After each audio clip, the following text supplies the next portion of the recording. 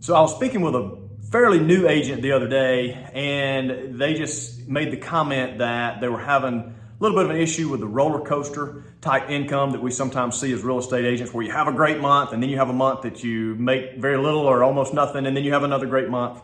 And so I want to speak to a couple of things today that will help that. If you're an agent experiencing that roller coaster income, a couple of things to speak to that may help you kind of level out so that you can kind of live on a budget and be a little more consistent with what you're doing. So I'm Justin Woodall with Woodall Realty Group and Growth Minded Agents. So the two tips I can give for you today: one is set up a separate business checking account that is separate from your personal account. And this sounds simple. You may already be doing this, but it's surprising as I talk to agents that many of them do not do this. So I did this from the very beginning. When I started selling real estate 18 years ago, I did this from the very beginning, where I set up an account that was all the commission checks going to the one account.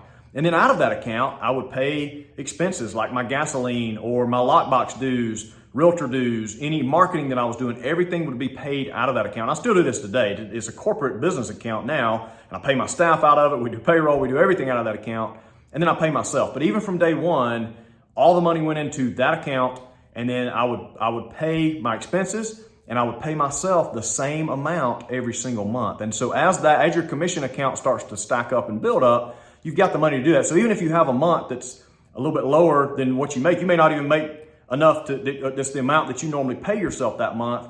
But if it's built up a little bit in your business account, you can still pay yourself. And so that way you can live off of a budget. You kind of know what your housing costs are, you know what your food costs are, you know what your, all your bills are, you know what that is. And so pay yourself enough to cover that. Number two, to level out the income, is you got to constantly be prospecting.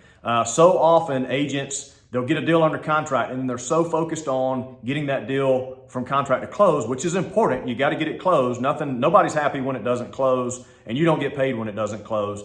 So you got to get it there, but you cannot neglect your prospecting. You cannot neglect your marketing. You cannot neglect following up with past clients, following up with current prospects, making those phone calls, making those emails, making those reach outs, making those drop bys, whatever you're doing, open houses, whatever it is you're doing to lead generate. You got to continue doing the lead generation activities even while you have deals under contract. And as you grow, you may have 3 or 4 or 5 deals under contract, but you got to know how to manage that and continue to prospect for new business, or what's going to happen is you're going to have to see that roller coaster. You're going to have a great month and a down month, great month, down month.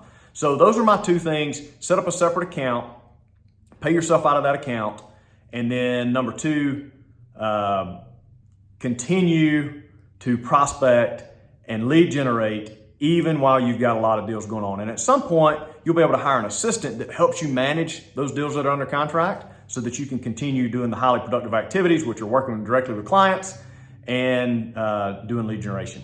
So I hope that's been helpful. If this has been helpful for you, please like our page, follow us, and let us know what we can do to help you.